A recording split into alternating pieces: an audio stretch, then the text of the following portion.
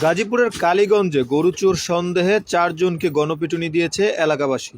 পরে পুলিশ তাদেরকে উদ্ধার করে কালীগঞ্জ উপজেলা স্বাস্থ্য কমপ্লেক্সে নিয়ে গেলে কর্তব্যরত চিকিৎসক শান্ত নামের একজনকে মৃত ঘোষণা করেন। সোমবার ২১শে জুলাই গভীর রাতে কালীগঞ্জ উপজেলার মুক্তারপুরের রামচন্দ্রপুর গ্রামে এই ঘটনাটি ঘটে। এ বিষয়ে স্থানীয় সূত্রে জানা গিয়েছে, সোমবার গভীর রাতে এলাকাবাসী গরু চোর সন্দেহে ৪ জনকে আটক করে। এলাকাবাসী তাদেরকে গণপিটুনি দেয়, এতে ৪ জন গুরুতর আহত হয়।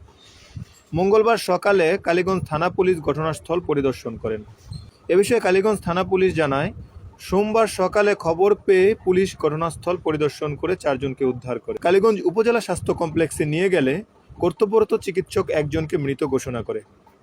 বাকিদের উন্নত চিকিৎসার জন্য ঢাকায় রেফার করা হয়।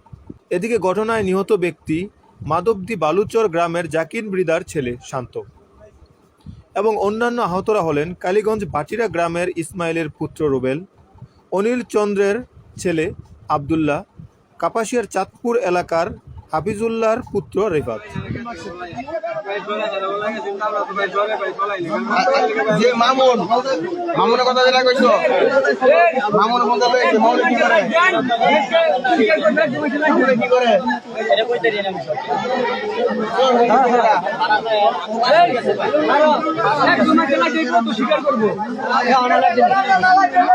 মামুন কি করে বাড়ি কই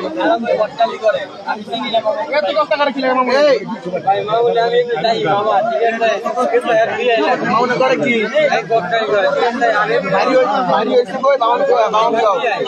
আরবিআই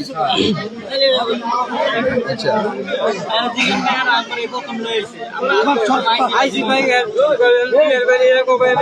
দিন দুটা করো নি সব আচ্ছা তোমার কি কাম করতে হইছে কি দাইছে দিগা আচ্ছা কারো তো বন্ধু যে কোন সময় অন্যান্য বাসা গেছে এই তো কি হয় কোন সময় গেছে সন্ধ্যার সময়